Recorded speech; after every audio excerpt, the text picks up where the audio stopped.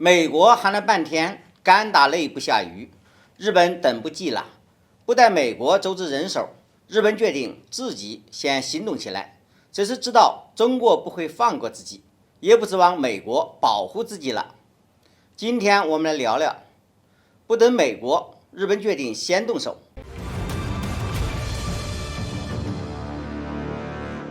各位网友，大家好，欢迎来到评估，我是易评估。最近，日本媒体放出消息，日本政府正考虑将部署的远程导弹规模扩大到1000枚以上，大部分导弹的部署地点就在更靠近中国的西南诸岛和九州岛之间。从提高导弹射程，要将12式岸舰导弹射程提高到1000公里，再到进一步扩大远程导弹的部署规模，而且还是部署在中国家门口。日本这是要干什么呢？对于日本的这一动作，我们肯定是要加倍警惕的。谁都知道日本这么做是在针对中国，但是日本如果认为这么做就能够对中国构成多大的威胁，那就是想多了，想过了。如今我们的反介入区域拒止体系已经完善，可以在冲突出现之后将绝大部分威胁阻挡在大门之外。从过去东部战区的防空演习中也可以看出，我们现在列装的防空武器诸如红旗系列防空导弹、自行高炮以及车载便携式导弹等多型装备，也更符合现代化战争需求，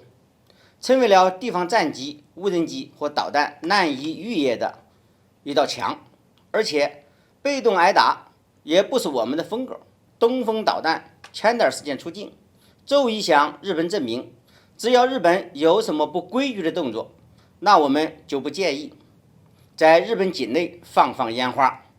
而且本来日本现在又是提高导弹射程，又是要扩大导弹的部署规模，也是被东风导弹给吓的。日本这是知道自己配合美国针对中国的动作，真要有什么事情，中国不会放过自己的。至于美国的保护以及对日本的承诺，日本也已经不指望美国了。日本在石垣岛扩建导弹基地，并计划列装更多的远程导弹，本身也是在配合美国针对中国的计划。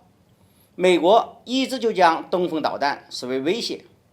不仅让美国军舰体会不到航行自由的快乐，连关岛都已经不再能够确保安全。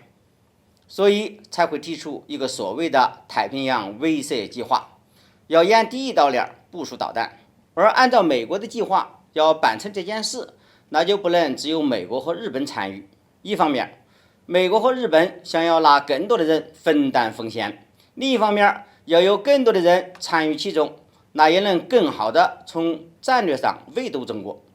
可这件事明显没有办成。第一岛链国家除了日本以及远一点的澳大利亚，其他国家都对美国的这一计划不感兴趣，不想去当美国的炮灰。这也导致美国喊了半天都动不了手。可是这段时间呢，因为美国一系列的挑衅动作，中美局势就变得相当紧张，进而让日本十分不安。所以不等美国在那里慢慢悠悠的组织人手，日本就要先一步动手，这或许是想要给所谓的太平洋威胁计划开一个头，但更多的还是知道不能指望美国保护自己了。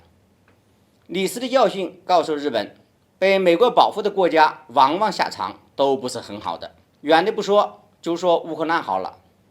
当初拜登是这么承诺的，可是结果又怎么样呢？别看现在美国在日本有驻军，